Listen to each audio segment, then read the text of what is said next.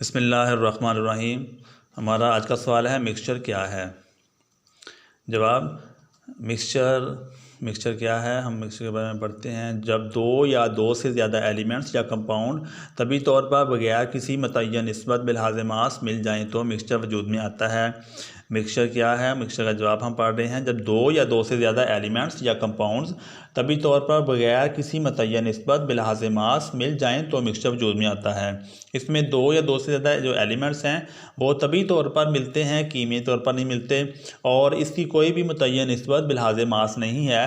جس طرح ہم نے کمپاؤنڈ میں پڑھا تھا، اس میں ایک خاص متعین نسبت کے ساتھ ایلیمنٹس آپس میں ملتے ہیں تو کمپاؤنڈ بنتا ہے۔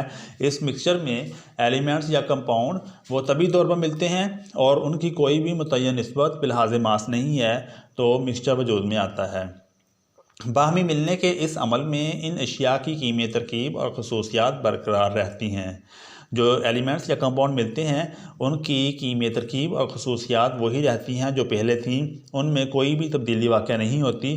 ان کے اندر کیونکہ کوئی کیمیکل ریئیکشن نہیں ہوتا، اس لیے ان کی کیمیائی ترکیب اور خصوصیات وہی رہتی ہیں جو ایلیمنٹس یا کمپاؤنڈ کی پہلے ہوتی ہیں، ان میں کوئی بھی تبدیلی واقع نہیں ہوتی۔ مکسچر کی اجزائے ترکیبی کو طبی طریقوں مثلاً ڈسٹیلیشن، فلٹریشن، ایواپوریشن، پریسیپیٹیشن، میگنیٹائزیشن کے ذریعے الگ کیا جا سکتا ہے۔ مکسچر کی اجزائے ترکیبی کو طبی طریقوں مثلاً ڈسٹیلیشن، فلٹریشن اور ایواپوریشن، پریسیپیٹیشن، میگنیٹائزیشن، یہ طریقے ہیں۔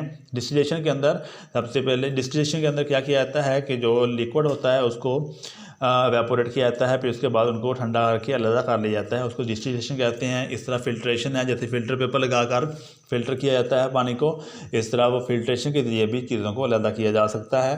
ایواپوریشن میں ویپر بنا کر جو لیکوڈ ہے اس کو مائع کو ویپر بنا کر اڑا دیا جاتا ہے، اور پیچھے جو بچ جاتے ہیں، جو سالٹ وغیرہ بچ جاتے ہیں، ان کو پھر اکٹھا کر لیا جاتا ہے، یہ ایواپوریشن ہوتا ہے۔ اور پریسیپیٹیشن اور میگنیٹائزیشن یہ بھی طبی طریقے ہیں۔ جیسے میگنیٹائزیشن کے اندر میگنیٹ کو لگا کر آئرن کو یا لوہے کے ٹکڑوں کو الگ کیا جاتا ہے، اس کو میگنیٹائزیشن کہتے ہیں۔ تو ان طریقوں سے مکسچر کے اجزاء کو علیحدہ کیا جا سکتا ہے۔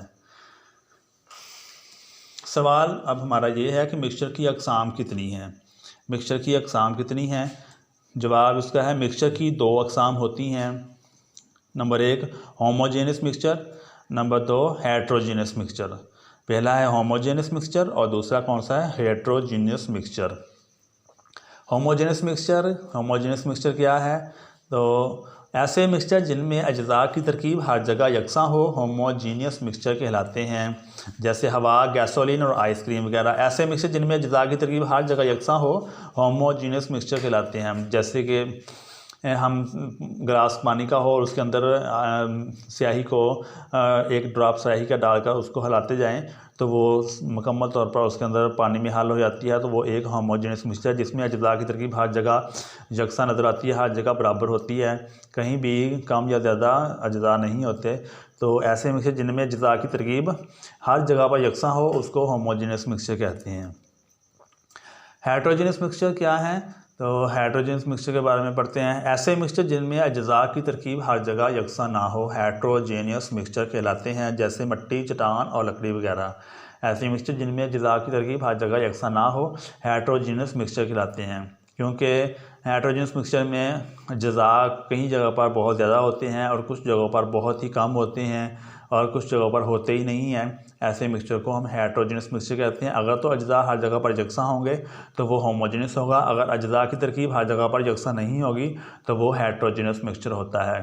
جیسے مٹی ہے، چٹان اور لکڑی وغیرہ، یہ ہیٹروجینس کی مثالیں ہیں۔ تو یہ تھا ہمارا آج کا سبق۔ اس میں آپ نے مکسچر کے بارے میں پڑھا، تو امید ہے کہ آپ کو ہمارے جو سبق ہے اس کی سمجھ آ گئی ہوگی۔